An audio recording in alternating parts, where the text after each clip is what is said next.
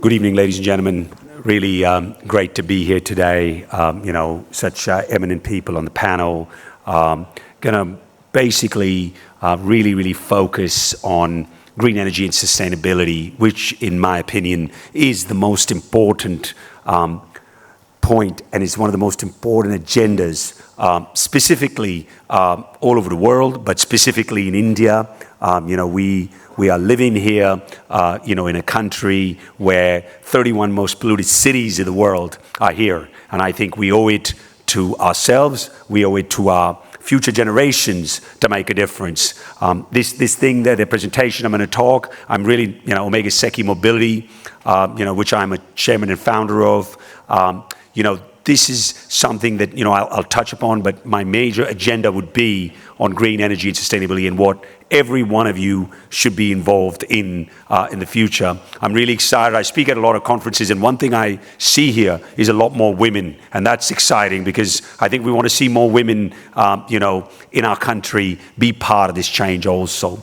So, I think the main important part, of my conversation today will be on electric trucks, introduction of, the first, the 3-ton electric truck in India. But it's not just the 3-ton. We're coming up with 1 ton, with 6.5 ton, and many other trucks.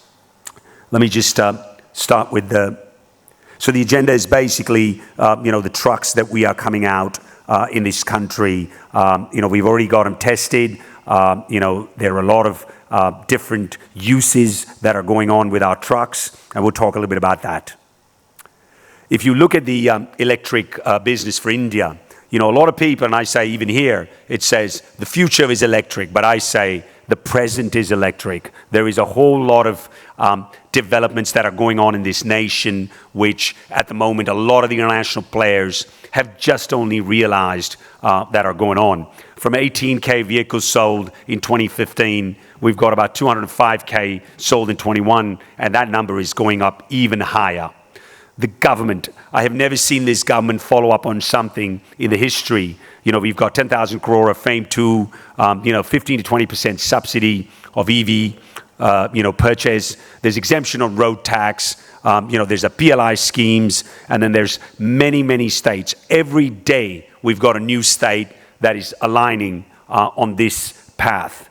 All OEMs are going electric. We got on this journey, about 5 to 6 years ago. We actually started working with my partner who's here, Dr. Deb, about 8 or 9 years ago. And I think what's most important is that every OEM is now going electric. Every day we see, the Mahindras, the Tatas, the TVSs. So it's very exciting for me to see that people have realized that this is a game that they all got to be part of.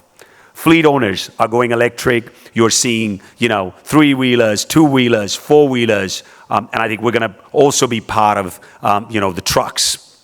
There's a robust growth in the ecosystem. Battery manufacturers, motor manufacturers, and a lot of different players are coming into this game. And I think that what you're going to see here is a constant growth pattern in the ecosystem. We have just started. I don't think, in my opinion, we've just started with the trailer. The movie's yet to begun. And every day we're seeing new players joining in terms of the ecosystem.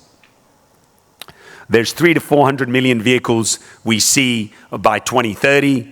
EV sales are touching over 10 lakh units in 2022, a growth of over 327% in 2021. 2-wheelers we see are going to grow in a very significant way. High-speed 2-wheelers have had a growth of 425% growth, and the sales continue to grow. Electric 4-wheelers, which we see probably should be having between 25 to 30% adoption. And I think that is the need of the hour. And the 2-wheeler sector, I think we're going to see a very substantial part. And one thing that I think all of you need to understand, that even today, over 50% of 3-wheelers are electric. The challenges faced by the industry. Obviously, one of the biggest challenges faced is the infrastructure. Charging infrastructure is something that needs to be built. We have a very meager supply of charging infrastructure, and this needs to be built. If you look at compared to the United States and China, we need to get a lot more charging infrastructure. One of the other problems is the high cost. I mean, there's a high cost of these vehicles because of the battery cost, which we see are coming down. And there are, they need to be much, much lower than in ICE, because in India, to make volume, to get scale, you need that. The other thing is limited options, and I think this will change very significantly. We are seeing substantial amount of players getting in here. We have an ecosystem of startups. We have, existing OEMs, and a whole lot of new players, non-automotive players are coming in. High dependency on imports. We need to stop that. I think we have we have the people, we have the money, and we have the technology. And I think more and more needs to be done, and the government is working on it. There are great challenges. Some states are energy sufficient, some are, there's deficits, and we need to continually work on those. Ultimately, the scope of the EV market rests on capital for original equipment manufacturers, battery manufacturers, charge point operators, as well as improvements to infrastructure, and for a bigger, diversified options for consumers. I think realizing India's EV ambition will require a battery capacity of 158 gigawatt by 2030. I heard in yesterday in the AGM of Reliance, I think they're going to put about 50 gigs, and that's very, very good to hear. And you're seeing the PLI scheme, Ola, and many, many others, Rajesh Exports, many people are getting into this space, and I think this is fantastic. The government seems to be aware that there needs to be done, and they are doing many, many things. And I think it's not just the central government, but the state governments are. Obviously, many, many states are passing. I even was excited to hear that Ladakh has come up with an EV policy, and I think that is a very positive step. Now, let me talk to you about the electric truck market in India. Last year, at COP26, India has talked about having zero gas emissions by 2070. The transport sector is responsible closely of over 14% of total gas emissions in this country. It also is the fastest growing greenhouse gas emission sector in India. Basically, over 90% of emissions in this country is coming from that. And therefore, to achieve net zero goal, India has to decarbonize road transport. Electrification is a great strategy, even today, with the electricity, the current mix. And what we see is the, renewable energy will become more and more, is going to lead and help in that development. There are steps in the right direction, but there is not enough done. And I think we need to get trucks on the road in electric in this country. We have about 2.8 million trucks that run over 100 billion kilometers per year. And when they compromise for only 2% of road transport, these trucks are responsible for 40% of emissions and fuel consumption from road transports. The shares of electric truck, I think, will go to close to 80% by 2070. We need to get there to reach net zero emissions. And this, I think, ladies and gentlemen, is extremely important, that the focus needs to be happening. And we at OSM not only just are working, we've got three-wheelers, two-wheelers on the cargo, but also the four-wheelers. Why electric trucks are missing?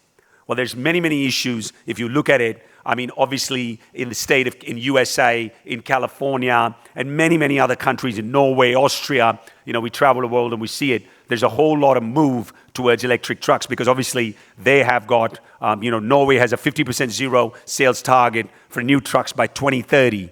And one thing I was going to say, there are many countries, even in our neighbors, that are talking about reducing, and getting trucks in the system. So electrification of trucks is possible, but it is very, very slow in India. And there are multiple reasons for it. Obviously, up to now, and I think there are moves towards it, there's a lack of financial incentive. In 2021, more than 300,000 electric vehicles were sold by the push of national government through FAME policy. The second phase was launched in 2019 with about 1,000 crores to support 7,000 electric buses, 500,000 electric three-wheelers, and 5,500 electric passenger cars. The program also did not include trucks.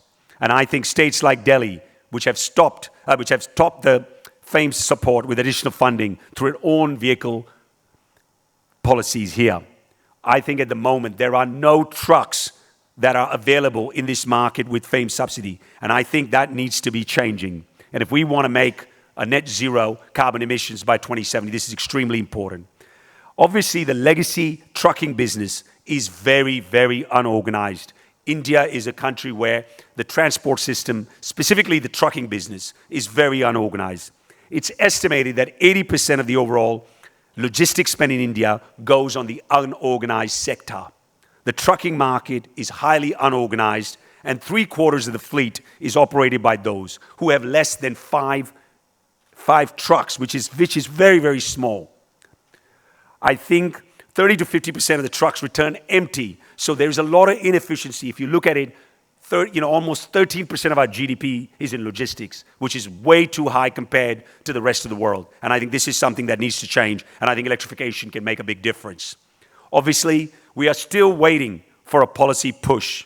India is, and ladies and gentlemen, if you would believe, we are the 6th largest commercial vehicle market in the world and a large exporter of vehicles. You go to Africa, you go to the Gulf, you go to all over the world, people have seen our trucks. The share of road transport in freight movement in India is projected to consistently increase to improve highway system and cross competitiveness or road sector. I think the acceleration, the use of electric trucks in India is very, very doable.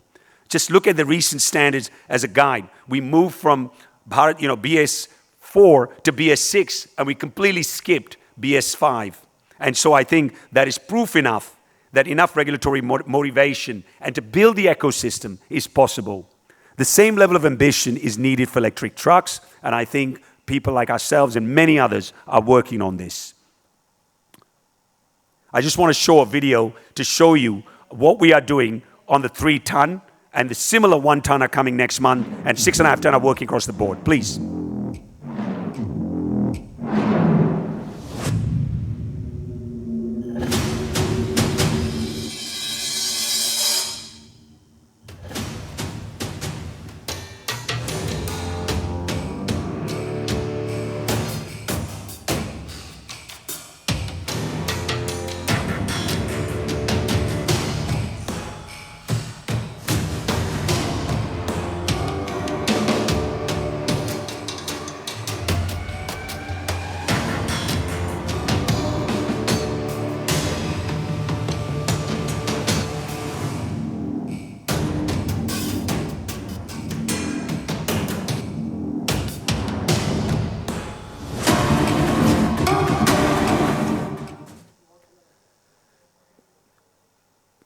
So we are, these are testing across the country, with all the large, last mile player, middle mile players, e-commerce companies, and multiple other, areas we are seeing every day, whether it is, the logistic companies, whether it's the food companies, and every sector is looking for trucks electrification. You're seeing all the major global companies already have made a decision. By the year 2030 to 2035, they have to go electric. And we've done this, and we've got a 1-ton truck coming next month, which can do up to 1.5-ton GVW. And in ASEAN and in GCC, we've got trucks of bigger sizes already working in the middle mile.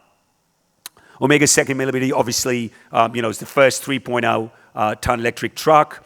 There are the details on it. I think, because of the time, I want to make sure we rush it up. The range, one thing I want to say, even in the summer heat, we are doing 220 kilometers on a single charge. We are the only company in UAE that is an electric truck provider. And in this summer, which will end in September, in almost 62-degree temperatures, we have done 100+ kilometers. We're increasing the range to 200. And in Saudi, we're going to take trucks for up to 300+, 350+. So this is happening. This is not just all talk. This is actually happening now. And in ASEAN and in Thailand, we are running trucks of all different sizes in electric. Just to give you an idea about the truck, and I think thank you very much, ladies and gentlemen.